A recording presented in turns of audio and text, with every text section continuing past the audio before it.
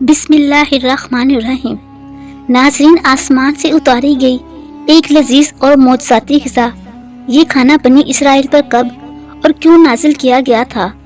کیا یہ غذا جنت سے آئی تھی یا زمین پر پیدا ہوئی تھی؟ بنی اسرائیل نے ایسی کیا نافرمانی کی تھی کہ اس کا اثر آج تک ہر طرح کے کھانے میں موجود ہے؟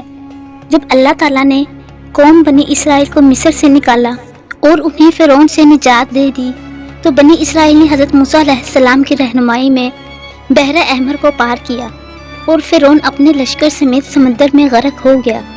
جب حضرت موسیٰ علیہ السلام کو کچھ اطمینان نصیب ہو گیا تو اللہ تعالیٰ کا حکم ہوا کہ آپ بنی اسرائیل کے اس لشکر کو لے کر ارض مقدس یعنی شام میں داخل ہو جائیں، جس مقدس سرزمین کا وعدہ بنی اسرائیل سے لیا گیا تھا اور جو انہیں عطا کی جانے والی تھی۔ لیکن اس وقت ارض مقدس پر قوم عمالقہ کا قبضہ تھا، جو بدترین کفار تھے اور بہت طاقتور، جنگجو اور نہایت ہی ظالم لوگ تھے۔ حضرت موسیٰ علیہ السلام بنی اسرائیل کو ہمراہ لے کر عمالقہ سے جنگ کے لیے روانہ ہوئے، جن کی تعداد 6 لاکھ تھی۔ لیکن جب یہ لوگ ارض مقدس کے قریب پہنچے تو ان کے دل میں خوف طاری ہو گیا اور بزدلی پیدا ہوئی۔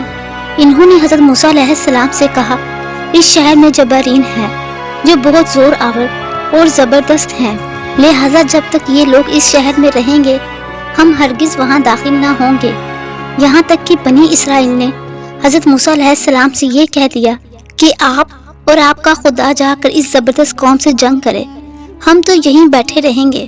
ناظرین، بنی اسرائیل کے اس رویے سے حضرت موسیٰ علیہ السلام کو بہت صدمہ ہوا، لہٰذا اللہ رب العزت نے انہیں یہ سزا دی کہ جس وادی میں انہوں نے پڑاؤ ڈالا تھا وہاں 40 سالوں تک وہ بھٹکتے رہے مگر اس میدان سے باہر نہ نکل سکے۔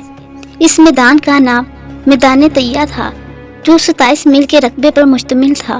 روایت ہے کہ بنی اسرائیل کے لوگ سامان اٹھا کر سارا دن چلنے کے بعد رات ایک جگہ پر پہنچتے اور جب صبح ہوتی تو وہیں موجود ہوتے جہاں سے وہ چلے تھے، لہٰذا اب بنی اسرائیل اس میدان میں پھنس چکے تھے اور ایک ہفتے میں سب کا سامان ختم ہو گیا تو ساری کی ساری قوم اللہ تبارک و تعالیٰ سے توبہ استغفار کرنے لگے اور معافیاں مانگنے لگے۔ میدان طیہ میں ہونے والے اس سخت امتحان اور مشکلات کو دیکھ کر حضرت موسیٰ علیہ السلام کو اپنی قوم پر رحم آیا۔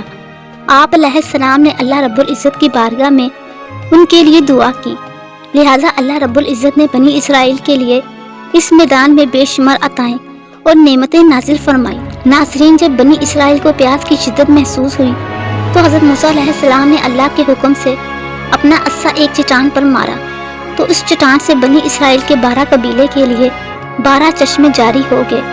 کیونکہ یہ وادی وسیع میدان پر پھیلی ہوئی تھی، وہاں سر چھپانے کے لیے کوئی جگہ نہ تھی اور دن کے وقت سورج کی دھوپ اور تپش سے بنی اسرائیل بدحال ہو جاتے تھے، لہٰذا دھوپ سے بچاؤ کے لیے ایک بہت بڑا سفید بادل سارا دن بنی اسرائیل کے لوگوں کے لیے سایہ کرتا تھا۔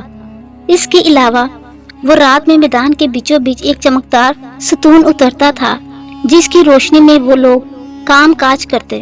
اس کے علاوہ بھی اللہ رب العزت نے ان پر بہت سی عنایات اور نعمتیں فرمائی تھیں۔ انہی نعمتوں میں ایک نعمت من و سلویٰ تھا۔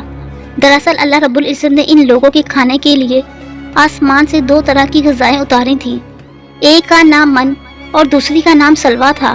من شہد جیسی میٹھی غذا تھی۔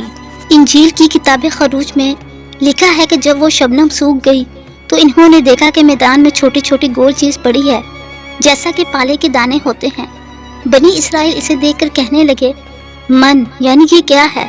تب حضرت موسیٰ علیہ السلام نے ان سے فرمایا، یہ وہی غذا ہے جو اللہ رب العزت نے تمہیں کھانے کو دی اور اس نے تم کو پہلے آزمائش میں ڈالا اور تجھے بھوکا رکھا، اور پھر وہ من جسے تم اور تمہارے باپ دادا بھی نہ جانتے تھے تجھے کھلایا، تاکہ تم کو سکھائے کہ انسان صرف روٹی پر ہی زندہ نہیں رہتا۔ ناظرین، من دراصل ایک شبنمی گول تھا جس کا ذائقہ شہد جیسا تھا۔ یہ گول وہاں کے پیڑ پودوں کے پتوں پر جمع ہو جاتا تھا اور بنی اسرائیل روز اسے صبح سویرے جمع کر کے کھا لیتے تھے، جو ہر شخص کے لیے تقریباً 4 کلو اترتی تھی۔ جو شخص اس دن سویا رہتا تھا وہ اس دن کی خوراک سے محروم رہتا تھا۔ اور سلوا ایک قسم کا پرندہ تھا جسے بٹیر کہتے ہیں۔ جب شام کے وقت جنوب کی طرف سے ہوائیں چلتی تو ان پرندوں کے ہجوم بنی اسرائیل کے خیموں کے گرد آ کر بیٹھ جاتے، लिहाजा वो लोग इन्हें बासानी पकड़ लेते और भून कर खाया करते। नाजरीन, मनो सलवा ऐसा खाना था जो इंतहाई आसानी से हजम हो जाता था। रंग, खुशबू और जायका में बेमिसाल था। इसके अलावा बनी इसराइल में अल्लाह की तरफ से ये मौजज़ा हुआ कि इनके बाल और नाखून बड़े नहीं होते थे, ना कपड़े फटते और ना ही मैले होते, और जिन बच्चों की भी पैदाइश होती उनके जिस्म पर कुदरती लिबास होता जो जिस्म के साथ साथ बड़ा होता जाता था। इस तरह इस वादी तैय्या में बनी इसराइल मनो सलवा और इनके चश्मों के सहारे एक बेहतरीन जिंदगी गुजार रहे थे। हजरत मूसा अलैहिस्सलाम का ये हुक्म था कि रोजाना तुम लोग मनो सलवा को खा लिया करो और कल के लिए इसका हरगिज ज़ख़ीरा ना करना।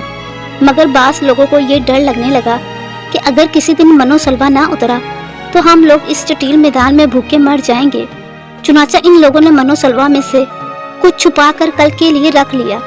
लिहाजा बनी इसराइल की नाफरमानी पर ऐसी नहुसत फैल गई कि जो कुछ लोगों ने कल के लिए जमा किया था वो सब सड़ गया और आइंदा के लिए इसका उतरना भी बंद हो गया। नाज़रीन, अहादीस मुबारका में रसूलुल्लाह सल्लल्लाहु अलैहि वसल्लम ने इरशाद फरमाया कि बनी इसराइल ना होते तो ना खाना कभी खराब होता और ना गोश्त सड़ता। खाने का खराब होना और गोश्त का सड़ना इसी तारीख से शुरू हुआ और ना इससे पहले ना खाना बिगड़ता था और ना गोश्त सड़ता था। दुनिया के मुख्तलिफ कौमों और मज़हबों में भी आसमान से उतरने वाली ग़िज़ाओं का जिक्र मिलता है। बुद्ध मत की रवायतों के मुताबिक जब दुनिया का एक चक्कर ख़त्म हो जाता है तो आसमान से ग़िज़ा बरसने लगती है। इसी तरह हिंदू मज़हब की किताबों में भी बादलों से शहद बरसने का जिक्र मिलता है और कदीम यूनानियों के यहाँ भी एक ऐसी आसमानी ग़िज़ा का जिक्र मिलता है जिसका जायका शहद जैसा था।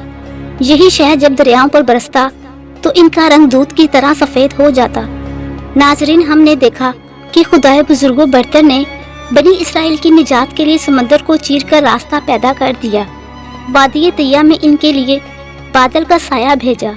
इन लोगों के पीने के लिए चटेल मैदान और बंजर ज़मीन में 12 चश्मे जारी किए और खाने के लिए आसमान से मनो सलवा भी नाजिल किया।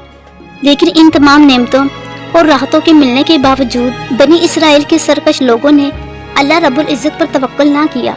इन लोगों ने अल्लाह रब्बुल इज़्ज़त के मौज़ात को अपनी आंखों से देखा था, लेकिन इसके बावजूद इन्होंने खाने को अगले दिन के लिए जमा करना शुरू कर दिया। बिल्कुल इसी तरह जब हम किसी मुसीबत और परेशानी में फंसे होते हैं तो हम ये याद नहीं रख पाते कि अल्लाह रब्बुल इज़्ज़त ने इससे पहले हमारे लिए क्या किया और हमें कितनी नेमतें अता की थी। हम सिर्फ ये देखते हैं कि इस वक्त हम कितनी बड़ी मुसीबत में फंसे हैं। नाज़रीन, मुश्किल चाहे कितनी भी बड़ी क्यों ना हो, ये याद रखना चाहिए कि इस मुश्किल से भी बड़ा हमारा परवरदिगार है जिसके लिए कुछ भी नामुमकिन नहीं। इसी तरह रिज़्क़ की खातिर हमें आने वाले दिनों की फिक्र करने की ज़रूरत नहीं, क्योंकि अल्लाह रब्बुल इज़्ज़त पर भरोसा रखने वालों को वो गैब से रिज़्क़ अता करता है।